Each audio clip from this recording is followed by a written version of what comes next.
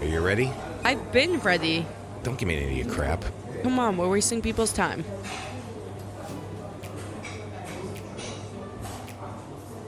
Hi there. Thanks for diving into Two Peas, Same Pod, the humorous podcast of family unity that proves we're all in this comedic roller coaster of life together. Here are your hosts, the father and daughter duo, Eric and Tovah Weinstein. Are we recording? Oh, yeah, look at that. Oh my God, did you just do that without me noticing? I guess I did. Super Anyway, hello and welcome to Two Peas, Same Pod. That's my part. Don't redo it.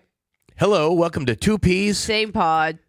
I'm your co-host, Eric Weinstein. And I'm the other co-host, Tovah Weinstein. And we are a father-daughter podcast about nothing at all. You have to stop saying nothing. I feel like people tune right out.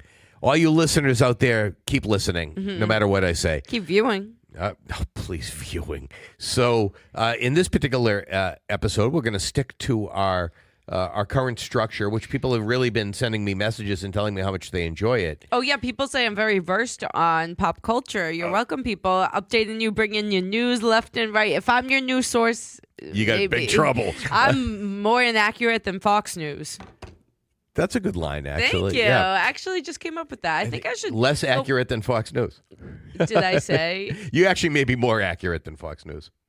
Really? You think? Yeah, no, but I don't want to no. get. I don't want to get political. Yeah, but this is not a political podcast. If we're anything but nothing, we're not political. That's right. If we're about anything, then we're not political. Yeah, it's not politics. Something like that. But in any event, actually, that actually gives us a good segue into one of our current events about a political commencement speaker. Yeah, sort of. But hold on. So for those of you just joining us for the first time, a father-daughter podcast, we share we share little stories. We talk about. We start off with World Peas, which is a play on the world peace, obviously, and we talk about current events or pop culture for a little bit. Then we talk a segment called Peas Are Family, which is family. Other than Sister Sledge, we do talk about stories from our family. We've shared a whole bunch of different things, and we've got a million more. And then we close with Peas of Information, where I ask Tovah several random questions unrelated at all to the topics that we've talked about today. There will hopefully be another segment where we interact with some of our pod, the RP pod. I will be posting to our Instagram stories just maybe funny stories to share with us that maybe the podcast would get a kick out of, questions to ask, topics you want us to talk about. So keep an eye out for that. So again, welcome new listeners and old listeners. And now God, that's offensive. You don't like when I call you old. Funny. And now we're going to move into our first segment, World Peas, where we talk about pop culture. What you got? What I got, I'm not too happy about this first one, but Harrison Butker, we were talking about this. From the Chiefs. From the Chiefs. We were talking about this right beforehand, but he spoke at a commencement. He was the commencement speaker. Benedictine College or Benedictine University, a Catholic what is that? university. Is it like a small Catholic university? Yeah. Do you know where it is? I do not. Okay. We can find it, though. He made some dehumanizing remarks in the speech. He made a couple of remarks about how women are most excited to be married and start their families. And the best part of the day for his wife was when they got married. Yeah, or the best day of their or being a wife and mother, and then he really, really diminished. Yeah, it's their duty to have kids and bring them into the world. He made comments about COVID, about abortion, and then he made some comments about Pride Month. Oh, that was bad. Yeah, bad. You didn't understand it at first. And first I didn't, and then you're like, no, didn't you hear what he just said? And I'm like, oh. What did he say? He said not the month we have dedicated to degenerates. Yeah, and something stupid. Brutal. Yeah. So I won't encourage you to watch it, but don't give this guy is a Flicks. petition, a change.org petition going around to have him get removed or fired from the Kansas City chief. Because I also saw this TikTok of this woman she was either like a dancer or like she was like one of the reporters. I don't know. But she said they got all the same PR training. And she said if their values like don't align with the teams, then they could immediately like cut them off from their contract or whatever. She said he had no second eyes take a look at that. And like she was like, he's not going to apologize for that because you can see that he truly believes what he's saying. So he's not going to come forth And he apologize. was speaking to an audience that allegedly would have been receptive, although he did get booed quite a bit. There was Yeah. a lot of hooting and hollering But from the audience. Why at graduation? Like this is the least of people's worries. Like I don't know. It's a day to celebrate, not a day to bring people down Did you by hear? insulting and demeaning. Yeah. So that was absolutely absurd. I'm all about rising people up, baby. Patrick Mahomes says like he never really like talks to him. He like says hi and bye during the season. Does anybody but really talk to Patrick Mahomes? I don't know. Or his wife? Brittany. Yeah. So that happened, and so I'm not happy about that. The news was like fairly like bland. Besides the portals going to the portal in New York that we talked about to Dublin. I think we talked about it in the last please, episode. that stupid thing. We haven't. We briefly touched about it. We The did. portal that's in the middle of New York City. Now they've had to put guards around By the way, it. the portal is nothing but a television. Yes. But I actually saw this TikTok of someone being like, "Oh, my friend lives in Dublin, and we haven't seen each other. Like, we're gonna get coffee for like the first time, like in like 5 years." And then like they went to the portal and they each had like their cup of coffee and they were like on the phone like waving to each Well, that's other. that's like during the pandemic, and that's like when Mom and I did our call a couple of weeks ago with Buffy and Dave and Linda and Kirk. Everybody's all away and in different remote locations, and we're all on Zoom together. And some people are having alcoholic beverages, and other people aren't. Everyone's getting blackout. Not everybody. It's going to Crab Island, showing New York, the Twin Towers burning, and then New York's like flashing Dublin. So they've had to put like police horses and like guards around the actual portal. Yeah. Anyway, but other than that, where is our next cruise gonna be, do you think? I don't know where your next cruise might be, but Mom and I are figuring out where we want to go. Where do you want to go? Not really sure. I mean, I still want to go to Greece and No. Croatia Nope. and Venice. You're just naming all the places that I want to go. No, I still want to go there. But you know me. I also, though I don't like rough seas, I do want to go to the northern Baltics. I want to go north from London as opposed to south. So Where I is would that? go. Like, So that would take us like up to like France and Germany. yeah, you could and go to into Germany. Russia. Okay. Maybe up into some of the Nordic countries. Okay. Yeah, I- you and Mom should do that. Yeah, Mom isn't really all that interested. I also wouldn't mind going back to do Alaska again, maybe Yeah, on go- a different itinerary. Do that. But then again, I'm so eager to have him go on the vacation, have him relax, enjoy. no, you want me to go on vacation someplace that you don't care about so that you don't feel like you're missing out. Well, Alaska's going to be underwater soon, so maybe I should. Listeners out there, email us at eric@2psamepod.com Honestly, or Tovah at 2psamepod.com honestly, to tell me email him. why I put up with this. Email him because I can't get into it. I have to reset the password like every day. Yeah. Anyway, what else you got on pop culture this week? I mean, the Trump trial is going on in New York City, although I'm just trying to keep my head out of that because I'm trying not to pay much attention to that. I am much more interested in the Karen Reed trial. Oh, yeah, free her. Here in Boston. Oh, were you one of them people? You think she did it? I do think she did it, although I do think there's reasonable doubt. If I was on the jury, even though the defense hasn't put their case on yet, I'm already perplexed about some things that have come out. Now, whether it impacts the jury that's sitting there, The search history? because I'm not seeing the people's body language. I'm not seeing their expressions. I'm not hearing their tone of voice. But from what I'm reading so far, I mean, I think the prosecution's doing as good a job as they can with what they have to work with. I think the defense is also doing an okay job with what they have to work with. Although when I read some of the defense questions, like the cross-examination questions, I sort of am wondering, where are they going with this? They better have stuff they to have a back tool up. bag representing her. People want to know why you're not going to Toronto with us next weekend. Who's people? People? Grammy? No, other people. Who? Just people. People who need What's people. next weekend? I thought I've you were been staying home working. with Franklin. I thought Franklin was going on vacation. He is going out to Petco. No, God, no. God, no. Don't no, even no. joke about that. Franklin goes to somebody else's house, like we've talked about in the past, sleeps in their bed, on their furniture. They don't even king allow of their the own house. dogs on the furniture or in their beds. But Speaking- Franklin, he doesn't take any crap from anybody. Speaking of dogs, I just met the new office dog, Mr. Oliie. As we mentioned several episodes ago, our prior office dog, Sam, that's Samuel J. Tilden, he unfortunately passed away suddenly and unexpectedly a couple of months back. And already in the works, Mark and his family had purchased another dog. And then the dog came 2 days after Sam. Yeah. It was unfortunately passed away. It was unfortunate very sad. timing. Yeah, it was unfortunate timing. So Ollie has been making his recent appearances to the office as Mark's trying to break him into being an office dog. And I would say He's not terrible. It's like a 50-50 split right now. Like when he's in the office and he's in Mark's office and the door is closed. I didn't even know he was here. He's quiet, although if he hears noise out in the open areas of the office or in my office, he'll bark a little bit. And then he's rambunctious when he comes out. He's very energetic. He's a puppy.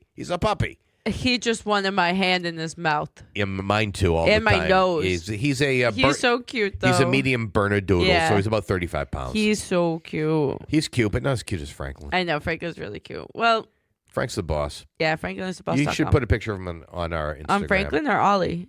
No, Franklin. Okay. On our gram. I think the picture of him with the St. Patrick's getup is on there. Oh, yes. But that's just a goofy picture. I wanted to talk about Papa because it was like the 1 year since he passed away. Yeah, so the English date was Yes. May 14th. The Hebrew date is not until the end of this month. So this is getting into like the second segment. Yeah, this is so we can now switch into Peas Our Family. So let's talk He's about a family. Let's talk about your grandfather, Mom's father. I just had a couple notes because there's just like a lot to talk about when he Yes, works I have a great for, Papa story. I know the Yeah, one. yeah. Well, there's so a lot. many. There's so many. But this one, I wanted to talk about the fact that a year when he passed away, I was at school. I came home, and after we have the shiva. So for those who don't know. You explain Shiva. So so people know we're know. Jewish. We've referred to it several times. So for Jewish people, it's sort of a reverse wake, so that No body. Yeah, with no body. So in Judaism, you try to bury the body as fast as you can. And I mean, I've been to funerals where the person just died the day before. Quick turnaround, people. Very quick. But because he was in Florida when he passed away, and it took Mom and Uncle Paul some effort with the funeral home to get him relocated. You would think that funeral homes would want to be on top of things. No, and work with you. they were on top of things down in Florida. There were yeah. other delays. You had to get the hospital to sign off on things. You had to get some government permits. Then you had to make the flight arrangements. You have to book a ticket? Yeah, you had to pay for a ticket. Yeah. Wow, I didn't know that. Yeah, and they ship him up in cargo. They don't like prop him his body Okay, up yeah. inside. Yes, I've never sat next to someone who's like propped up and stuffed. Like Weekend at Bernie's. Jewish people put people in the ground fast, and then they go back to somebody's house. And then you put out a big meal, and people come and they have a snack, and it's a mitzvah, meaning a good deed, for somebody to come to a shiva, have something to eat, and share some thoughts or their condolences with the bereaved. It's like a celebration of life. It can be. It can be. I mean, we hope it takes on that tone, and I think for Papa it did. We put pictures all over the house with him. And, they stayed up for a little bit. Mom lost her mother back, 23 years ago. Yes, I didn't want to get sappy on this episode. This is not where it was going. I just wanted to mention that after we had the shiva. By the way, you look up our family tree. I'm the sap. Go ahead. Sap? Tree, sap. Yeah.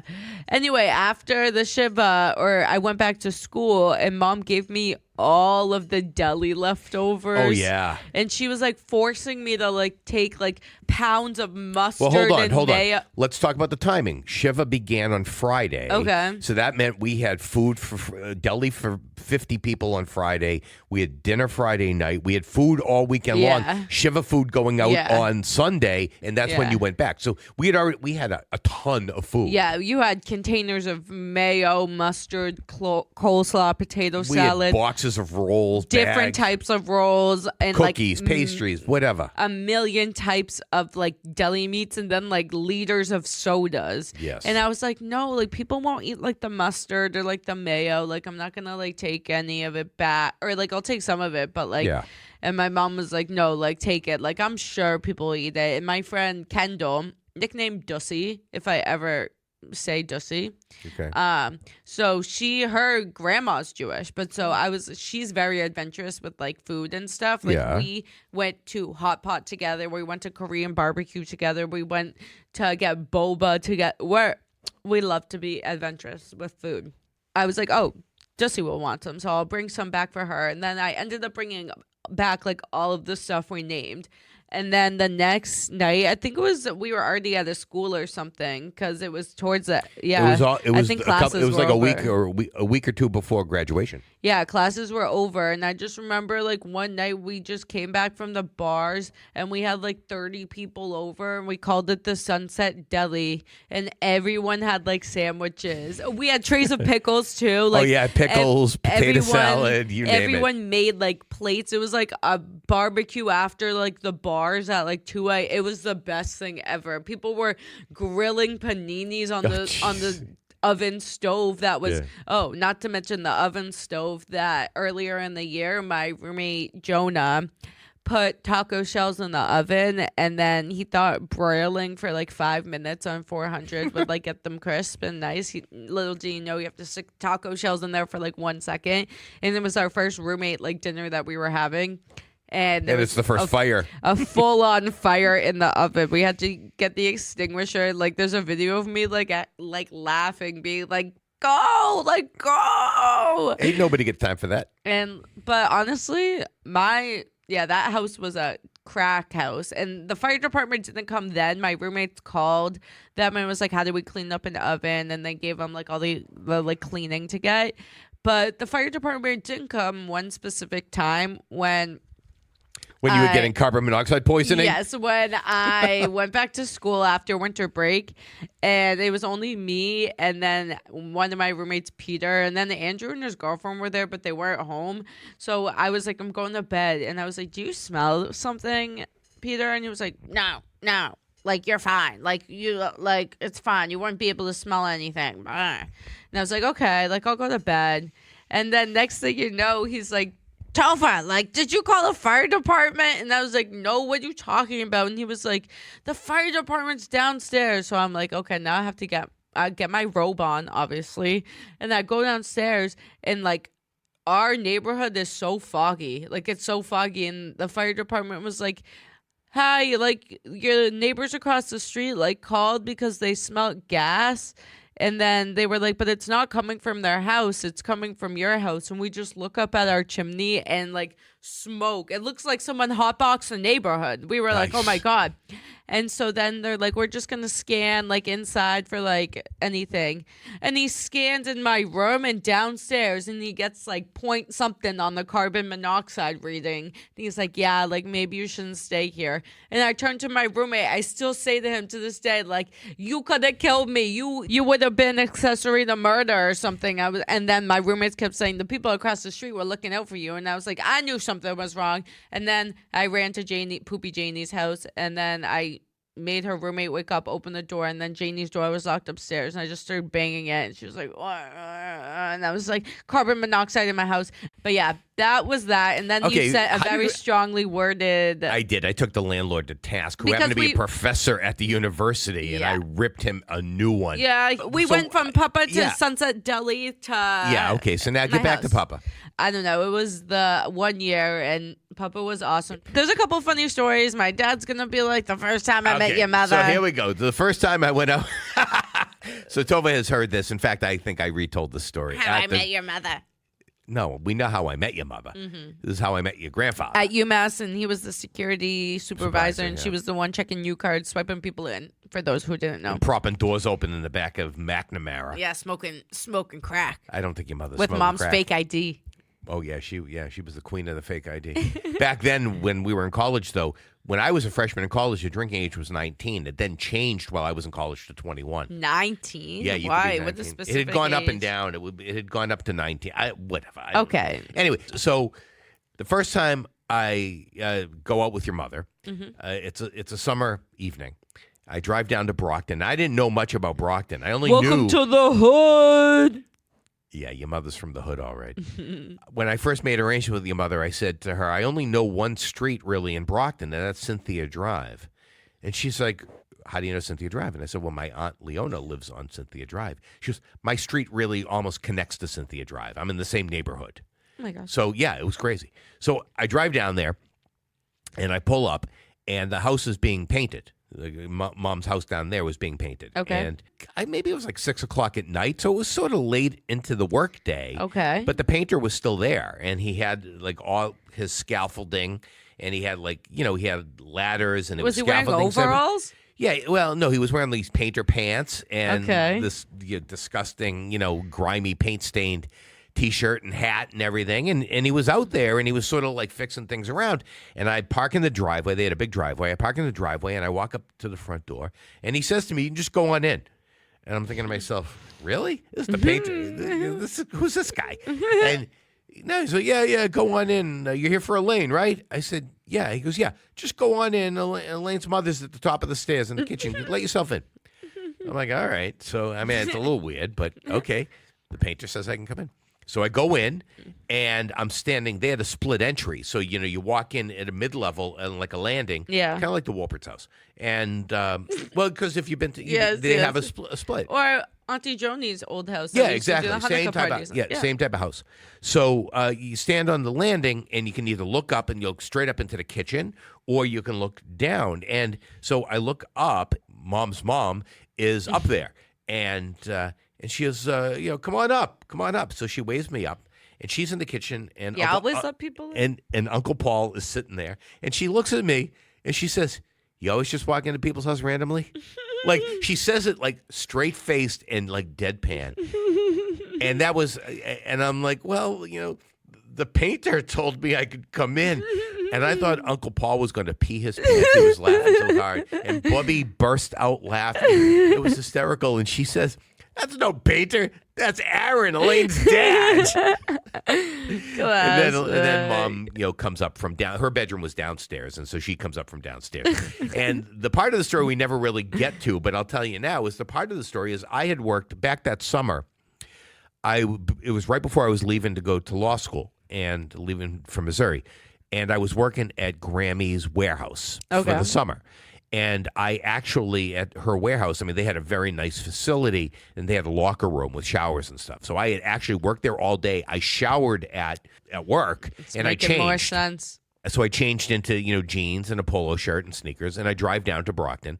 And, I think I'm dressed, it's summertime. I should have been in shorts at this point.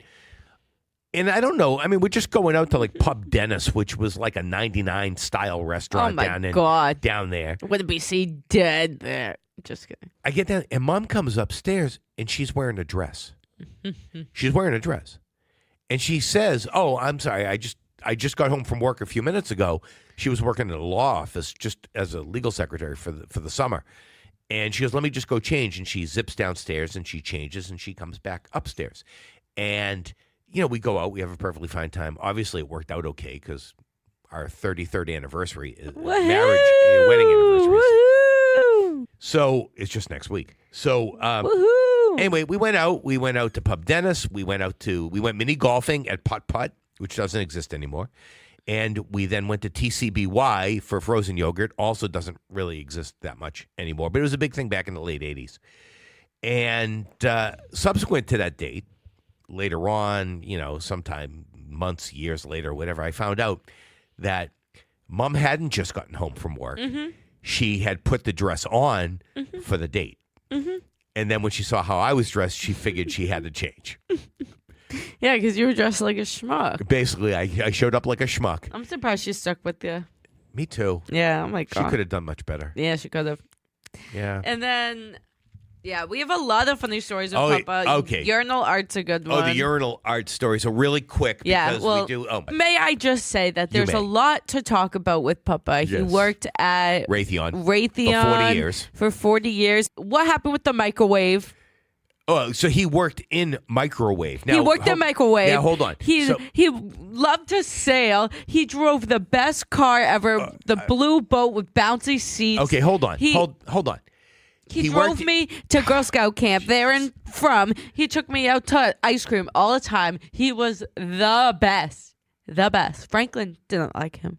Franklin doesn't like many people. But he was the best, and there's so much to say. So little time in this episode because you keep rushing me along. But I just want to say that he is very missed. And he was one of those grandparents. He would just check in once in a while. He would love to hear from you. And he was awesome. And I wish I had a tad bit more time. The last time I saw him, I had a UTI, and then he thought it was contagious, so I turned around on the flight and I went home. That's a different story. I think we talked about that in the earlier. But I wish I had a little bit more time with him, but he was the best papa you could ever ask for. And my dad's going to end on a funny story. Last note, my mom wasn't too happy when he said this at the funeral, but take it away. Well, no, there were three stories I told at the funeral. One I just told about meeting him for the first time. One of the other things is that your mom grew up with a big swimming pool in their backyard, and that was Papa's pride and joy. He loved that pool, and he loved the garden. He had a big vegetable garden. Must be nice. But yes, he loved that pool, and you could drink from that pool. That pool was crystal clear all the time. Nick's dogs like to pitter-patter and drink the pool water and then get off the pool. We didn't have a dog at the time that they still had the house with the pool. We had Josh. He's the same, the same thing. And we tossed him and hoped he would swim out. I know. That's what they do. Yeah, That's what they do. That's how I learned, yeah. One Sunday morning, Papa would get up like every Sunday morning really early, and he would go out and he would vacuum the pool, with the pool vacuum and clean it and whatever. And he was very meticulous with that pool. And then one afternoon, summer afternoon, Mom and I are out by the pool or whatever, and I'm walking around, and I might have gone over to the deep end, and there was a Dunkin' Donuts cup in the corner against the fence. He loved Dunkin'. He He love Dunkin'. always smelled of Dunkin' Donuts coffee. His cologne was cologne by Dunkin'. Deadass. Their coffee. So anyway, I said, oh, there's a cup here. And I leaned down to pick up the cup, and Mom's like, no, don't touch that. Leave that there. And I'm like, what's that? She goes, my father uses that. And I'm like, what do you mean he uses that? She said, he uses that so he doesn't have to go back into the house to go to the bathroom. And then when he came out later that day, I'm like, Aaron, that's that cup, your portable toilet. And he's like, hey, when you're my age, you gotta go. And he goes, That's how we talk. I go, I toss it over the fence. Let the animals deal with it. It's just like the craziest thing. Like him in that cup. Yeah. And the Urinal Art. The Urinal Art that Tovah keeps referring to is another story we talked about at the funeral, I think, where Josh has the Urinal Art hanging up in his apartment at the moment. Aaron used to go to the same restaurant all the time. Central Park, maybe. I don't think it's there anymore. It's not. It's closed. But they would call in to Mom and be like, haven't seen your dad in a while, like checking in on him. Like he was there every day, it all was like the time. Cheers. He was like Norm or Cliff at Cheers. Yeah. He was there every day. And so, right before he moved to Tampa from where he lived in Florida, Newport Richie is where he lived. He had his boat there, so he wanted to live on the water. Boat. Oh, he would love that. He would love that song, sure. So, because he was a big T-Pain fan. Yeah, he was. And he looked like him too. Funny. They were closing. They were going out of business. And so he went there for like one last time. It might have been while he was living in Tampa already. He heard they were going out of business. And so he went there for another meal to say goodbye to these people. And they had been great to him over the years, as you mentioned, checking in on him and whatever. And so he goes into the men's room to, do his business. And he sees above one of the urinals on the wall is this wire art piece, piece of art made from wire, and it's a sailboat. It's a sailboat, a schooner. I never bothered to look up when I was taking a leak. Something like that. And so he came out and he said to the owner, who he was friendly with, obviously, he's like, I never noticed that sailboat in the men's room. What's going to happen to all of this? And the guy's like, it's just going to be left behind. And your grandfather said, you mind if I take it? And the guy's like, no, please, feel free. So he went back into the bathroom, and he pulls up and he takes this boat. I'm surprised he could hold that. I'm sure he maybe had help. Someone carry it. It's light. It's very light. So, but they're able to get the screws off and the brackets off, and he takes it off the wall with the splatter from the urinal. Nobody needs splash that. Splash zone. I see this at his apartment. We go to visit him. Yeah, We've never seen it before. I'm like, what is this? And he tells us the story about how he took it out of the bathroom. He's walking out, and I'm like, people don't usually go to restaurants and walk out holding bathroom art, you know? And he walks very slow, so it looks like he was probably robbing the stove. Well, I don't think it looked like he was robbing because he walks so slow.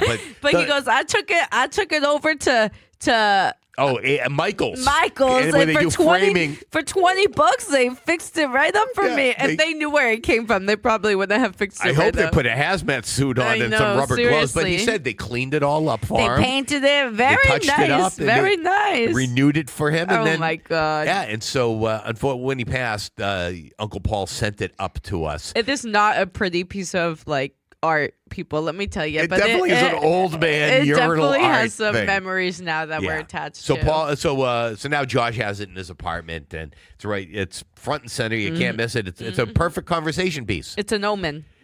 I don't know why. It's an omen of what? Of good, positive energy.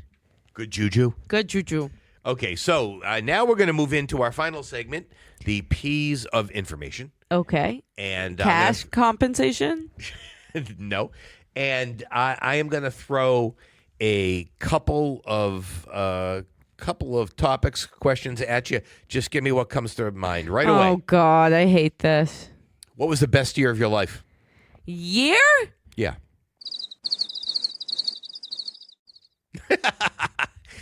Okay. I got nothing. She's got nothing. What was the worst year of your life? Oh, what was the really anxious summer? Oh, that was the summer between junior and senior in college. Yeah, that time period. Yeah, you didn't have a good summer. Just anxiety-wise. You were bedridden for a while. Yes, thank you. But you pulled through. Thank you. We worked as a team. Yes, we did. Thank you. Okay. Do you play an instrument? Yeah, my voice is an instrument, and I like to talk. Oh, and don't we know that? And don't our listeners know that? I'm in sales, so it's my profession. Oh. You said a couple of weeks ago that you want to have a permanent job where you get to talk. Yeah, I do. I told Nick today, I was like, I think I would love to work in sales. Okay, so if anybody has a sales job... I'm a team player, people. I'm a personality hire. I can be. What's a personality hire? I need to be a personality hire. That's like people who get hired for personality, and I think they're like within the HR department, but basically just the personality of the team. You could be somebody's hype man. Yeah. A hype girl. I'm on a boat. Yeah, you are. Yeah, you are. I could be someone's hype man. I don't think they pay a lot, though. No. I am very energetic. I'm very positive. Anyway, I watched Country Bears last night. Did you really? Mm-hmm. Get out. Yep. I'm only in it for the honey. It was Zeb Zuba, might be one of my favorites. Tennessee, what a crybaby about Trixie. Oh, I know. I was playing 2048, and I look up, and then I just see Elton John smiling like this, and they go, yes, the that gardener. looks like Elton John. Nah, Elton John's taller, or something like that. And then be careful. It's not unusual to be loved. And then they go to the wedding, and then Yes. they hit what's his name over the head. It's not Zeb. It's not Henry. I forget. Fred Betterhead. Betterhead. Betterhead. You know who plays Fred Betterhead? Ted or Fred? What? Who? You know who plays Fred? What? Who? Or Ted? Is the cop? One of the cops? One of the cops in the movie? It's Brad Garrett from Everybody Loves Raymond, the brother, Robert, the tall one. Really? Yeah. Oh, I thought one of the police officers plays one of the bears. He and does like also, a duel. the Jack Barter character, who's a police officer, he also is in one of the bear suits, or the voice of one of the bears. Somebody call my sister, tell her how much I miss her. Yeah, we got to the last scene, and great movie, crazy, weird movie. it's so good, though. And then when Barry comes stands home the and the test of mom time. drops the pie, she's just so happy. All right, and on that note, peace out. And peace out. See you next Tuesday, America. Thanks for listening to Two Peas, Same Pod, hosted by Eric and Tovah Weinstein. Please subscribe and join us next time as we continue to share humorous anecdotes, funny mishaps, and comical observations from our own lives. Two Peas, Same Pod is produced by 1253 Studios, bringing always humorous and sometimes thought-provoking conversations to you through your favorite podcasting sites. Creative Content and Marketing Director, Tovah Weinstein. Executive Producer and Chief Editor, Eric Weinstein. Music by MBB. Find his work on YouTube by searching for MBB Music or at mbbmusic.com. Special thanks for the intro, outro, and trailer voiceover to Jordan Rich of CBS Boston Radio and Chart Productions, providing audio and voiceover recording and production, as well as podcast production and support. Visit Jordan at chartproductions.com. Funding for Two Peas Same Pod is provided by the Law Office of Eric Weinstein and listeners like you. Please consider subscribing and supporting this podcast. Until we meet again, this was Two Peas Same Pod, a 1253 Studios production.